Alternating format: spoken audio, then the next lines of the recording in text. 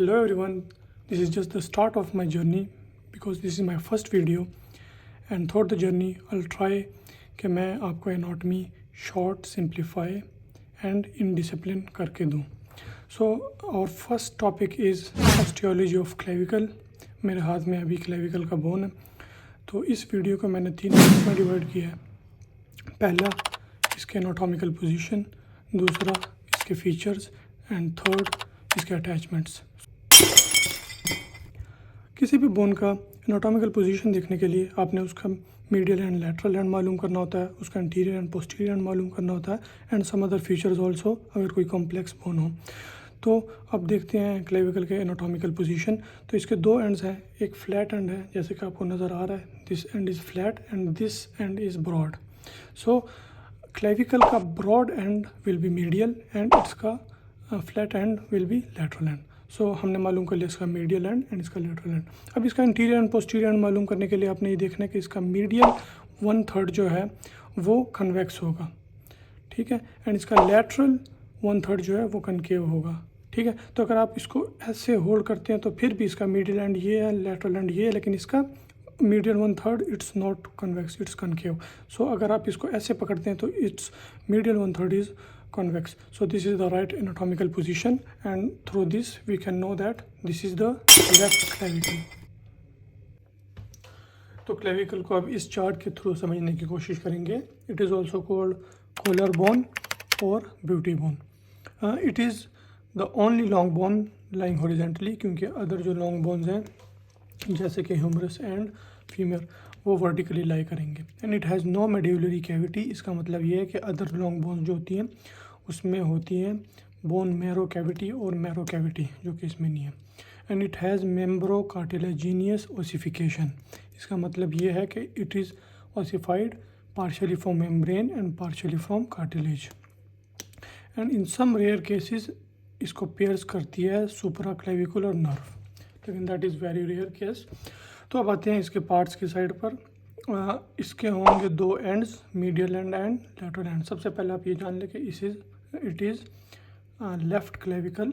सो इसकी पोजीशन ये होगी ना कि ये. It is lying like this and this is the medial side and this is the lateral side. So इसके दो एंड होंगे, medial end lateral end the length is called shaft, ठीक है. अच्छा, इसके एंड्स को देखते हैं. This is the medial end, this is broad and it has a facet called sternal facet and this will form sternoclavicular joint. तो ये sternum के मेनोब्रियम के साथ जॉइंट बनाएगा और ये फैसेट उसमें ऐसे ऐसे करके फिक्स होगा. तो ये जॉइंट कुछ इस तरह से बनेगा. और इसका दूसरा एंड है lateral end. Lateral end joint बनाएगा acromion process of the scapula के साथ and it is called acromioclavicular joint. तो यहाँ पे एक फैसेट होता है जिसे कहते हैं एक्रोमियन फैसेट जो कि अटैच होगा acromion process of the scapula के साथ laterally to form the joint with the scapula, ठीक है. अब आते हैं इसकी शाफ्ट की तरफ. तो इसका एक हिस्सा होगा lateral 1/3. This is called lateral 1/3 which is concave and this is called medial 2/3 which is convex. okay, तो पहले देखते हैं इसका lateral 1/3. lateral 1/3 जो है इसके दो सरफेसेस होंगे, superior surface, inferior surface and दो बॉर्डर्स होंगे. क्योंकि ये फ्लैट है तो इसको सरफेस नहीं कहेंगे, इसको बॉर्डर कहेंगे. तो these are borders. This is anterior border and this is posterior border. Superior surface is very smooth and the inferior surface is somehow not smooth or rough. यहाँ पे दो फीचर्स इसके होंगे, conoid tubercle and trapezoid ridge. हमारा ये model इतना अच्छा नहीं है, इस पर साफ नज़र नहीं आ रहा, लेकिन this is conoid tubercle and this जो कि मैंने ब्लू किया हुआ था दिस इज़ trapezoid ridge. और इन दोनों के साथ अटैच होगा कोरेकोक्लेविकुलर लिगामेंट